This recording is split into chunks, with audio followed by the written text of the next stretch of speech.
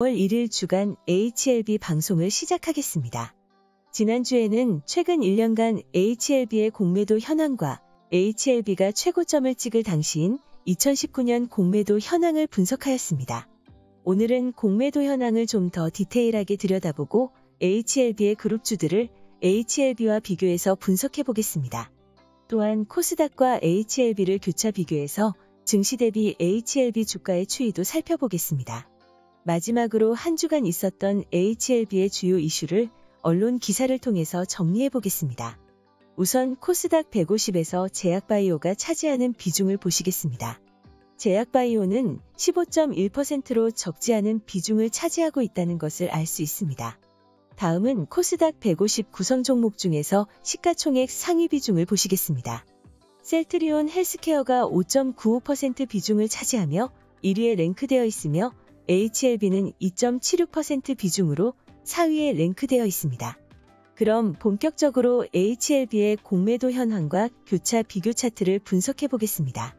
먼저 현재 기준 코스닥의 공매도 잔고 순위를 지난주와 비교해서 보시겠습니다. 펄어비스가 지난주보다 공매도 잔고가 더욱 확대되며 지난주에 이어서 이번 주에도 공매도 잔고 1위에 올랐습니다. HLB는 지난주에 이어 이번 주에도 4위에 랭크되었습니다. 이번에는 공매도 비중 순위를 보시겠습니다. 역시 펄어비스가 공매도 비중이 확대되며 1위를 지키고 있는 모습입니다. HLB 또한 공매도 비중이 확대되며 지난주에 이어서 4위에 랭크된 모습입니다. 특이사항은 지난주에 31위였던 안내비 10위권에 진입한 모습입니다. 이번에는 일자별 대차잔고와 공매도 비중을 HLB 주가와 비교해서 보시겠습니다. 초록색 선은 HLB의 일별 주가이며 파란색 선은 HLB의 누적 대차잔고입니다. 참고로 본 그래프는 HLB의 평균 주가를 기준값으로 하였으며 대차잔고와 공매도 잔고를 산술평균하여 동일한 시작 지점에서 교차 비교하는 차트라는 점을 참고하시기 바랍니다. 4월 29일 HLB 주가는 적지 않게 상승을 하였는데 대차잔고 역시 주가와 비례해서 늘어난 모습입니다. 공매도 비중은 4월 28일까지 꾸준하게 상승을 하다가 4월 29일에는 감소하는 모습을 보이고 있습니다. HLB 주주들은 주가가 바닥이라고 생각하고 있는데 공매도 평균가가 주가보다 아래인 3564원이라는 점에서 현재 HLB에 기생하는 공매도 세력들은 바닥 밑에 지하실이 있다고 생각하는 것 같습니다. 물론 공매도들의 손바뀜이 수시로 일어나며 과거 고점에서 주가를 눌렀던 공매 세력들은 이미 상당액을 차익 실현을 한 상태이기 때문에 현재 공매도 평균가를 절대 기준으로 삼기보다는 현상에 대한 참고 수준으로 이해하시는 게 현명할 것 같습니다. 다음은 지난 한 달간 코스닥과 HLB의 주가를 교차해서 비교해 보시겠습니다. 초록색 선은 HLB의 일별 주가이며 파란색 선은 코스닥의 일별 지수입니다. 보시는 것처럼 코스닥은 한 달 내내 하락하는 모습을 보이고 있는데 HLB는 등락을 거듭하며 지수 대비 나쁘지 않은 모습을 보이고 있습니다. 그러나 1년으로 확대해보면 코스닥의 하락 비율만큼 HLB가 비슷한 비율로 하락했음을 알 수 있습니다. 나노코박스 이슈로 잠시 상승을 하며 산을 만들었지만 나노코박스가 지지부진해지고 추가 모멘텀마저 실종되자 지수와 연동되며 하락하는 모습을 보이고 있습니다. 이번에는 HLB를 기준으로 HLB와 HLB 그룹주들의 1년간의 주가 추이를 교차해서 비교해 보겠습니다. 초록색 선은 HLB의 월별 주가이며 분홍색 선은 HLB 생명과학의 월별 주가입니다.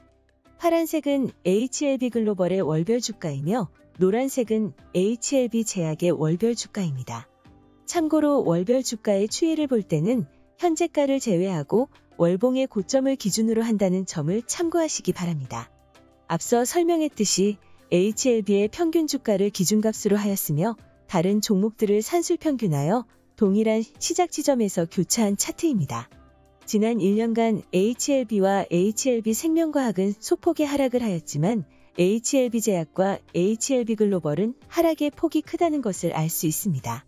특히 HLB 글로벌은 2021년 9월 진회장에 두 달이 매도한 지점이 고점이었고 이내 줄곧 하락하고 있는 모습입니다.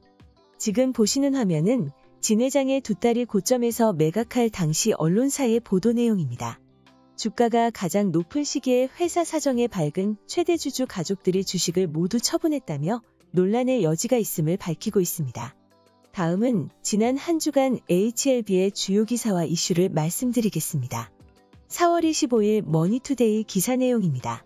HLB의 1분기 실적이 전년 동기 대비 큰 폭으로 상승하며 올해 사상 최대의 실적을 달성할 수 있을 것으로 전망된다라고 설명하고 있습니다.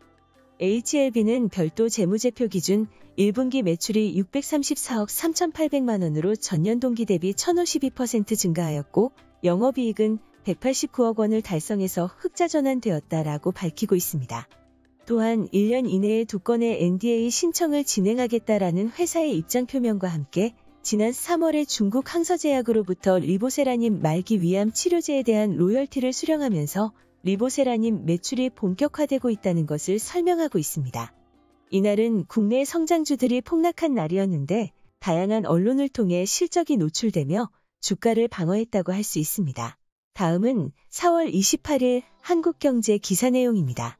HLB의 자회사 이뮤노믹이 미국 암학회 연례 학술회의에서 구두 발표한 영상이 공개됐다라고 28일 밝힌 내용을 설명하고 있습니다. ITI 1000의 임상 이상 진행 과정과 일상에서 전체 생존기간 중앙값이 기존 치료제 대비 14개월이나 길었다라는 내용을 부연하였습니다. 또한 올해 신약 후보군들이 하나씩 상업화를 위한 허가 절차에 돌입함으로써 글로벌 제약업계에 본격적으로 알려지는 계기가 될 것이다라는 회사 관계자의 입장을 설명하고 있습니다. 기사의 내용과 회사의 약속처럼 올해 안에 유의미한 성과가 있기를 기대해 보겠습니다. 다음은 4월 29일 머니투데이 기사 내용입니다. HLB의 자회사 엘레바가 2022년 미국 아스코에서 선양 낭성암에 대한 리보세라닙 임상 이상 결과를 발표한다라고 밝히고 있습니다. 작년 2월 FDA로부터 희귀의 약품으로 지정되었는데 임상 이상 후 신속 승인을 통해서 NDA 신청이 가능할 것으로 기대되고 있다라고 부연하고 있습니다. 또한 세계적 권위의 아스코에서 다시 한번 리보세라닙의 임상 결과가 발표된다는 것을 강조하고 있습니다. 선양낭성암 치료제는 마땅한 치료 대안이 없어서 어려움을 겪고 있는 많은 환자들이 고대하고 있는 약물이며 임상 결과 발표 후 신속 승인을 받기 위해 최선을 다할 것이다라는 부사장의 말을 인용하며 기대감을 숨기지 않았습니다. 이날 HLB의 주가는 4.89% 상승했는데 지수 급등과 NDA에 대한 기대감, 그리고 실적에 대한 평가가 뒤늦게 반응했다라고 볼 수 있겠습니다. 다음 주에는 거래량을 동반한 의미 있는 반등을 기대해 보겠습니다. 이상으로 주간 HLB 방송을 마치겠습니다.